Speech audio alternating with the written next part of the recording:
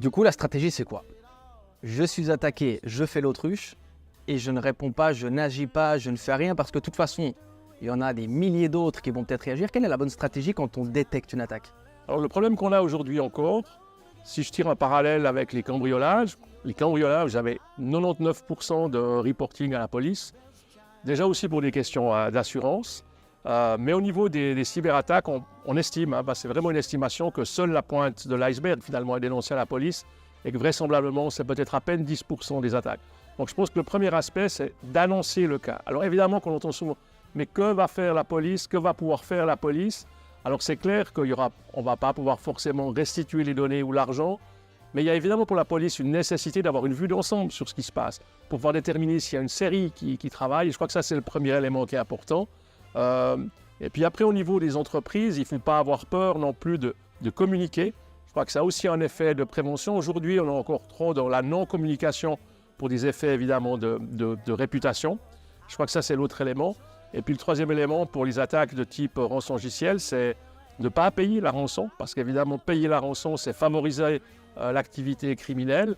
Et puis ensuite, évidemment, de prendre un certain nombre de mesures. Mais on sait qu'aujourd'hui, il y a des attaques qui peuvent coûter très cher parce qu'il faut remettre les systèmes en route. Parfois, il faut modifier l'architecture de l'informatique. Donc évidemment, c'est un coût qui est aujourd'hui énorme pour l'économie. Et je pense que c'est là qu'on doit arriver à réduire l'impact de ces attaques. Bon, ne pas payer la rançon, mais qu'on soit transparent. Dans la majorité des cas, les rançons sont payées, non? Oui. Alors, le message officiel, il dit ne pas payer parce qu'évidemment, c'est contribuer à nourrir le système. Et on voit aujourd'hui que, en quelque sorte, les prix prennent l'ascenseur parce que c'est évidemment extrêmement lucratif. Aujourd'hui, c'est un vrai business model. Il y a ceux qui développent les outils pour les attaques.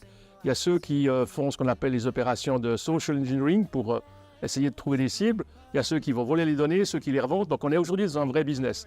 Et puis, évidemment, que le problème, c'est que souvent, lorsqu'on est bloqué avec ces données et qu'on paye la rançon, les criminels vont envoyer les codes de déchiffrage. Et voilà. Et ça marche aujourd'hui à peu près dans 98% des cas.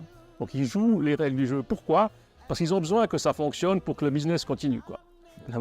Est-ce que ça veut dire que je dois avoir confiance en celui qui pique dans le porte-monnaie? Non. Et je pense que la position de base reste vraiment ne pas payer, parce que c'est évidemment favoriser l'activité criminelle. Mais évidemment qu'aujourd'hui, il y a un certain nombre de personnes qui n'ont pas fait les sauvegardes nécessaires. Et puis simplement ne plus avoir les données qui ont été bloquées, volées, parce qu'elles ne se situent pas sur un autre serveur, elles n'ont pas été sauvegardées, ça pose un vrai problème de fonctionnement. Et c'est souvent ça qui pousse en fait les entreprises en particulier à payer ces rançons. Et moi j'ai eu des contacts avec un hôpital universitaire où l'enjeu est relativement grand. C'est la santé, c'est la vie des patients pour qui il ne fait pas l'ombre d'un doute qu'en cas de rançongiciel, ils payeront, même si la somme se montre à plusieurs millions. Donc on voit aujourd'hui qu'il y a évidemment la relation entre le fait de pouvoir disposer à nouveau de la pleine fonctionnalité de ces systèmes, et ne pas en disposer peut avoir des conséquences graves, et puis le fait de se dire, quel est le prix finalement de sauvegarder mon entreprise? Est-ce que ça vaut X centaines de milliers ou X millions de francs? Je crois que c'est cette question-là qui se pose aujourd'hui, mais c'est évidemment nourrir le système, et je crois que ça, c'est évidemment le problème qu'on a.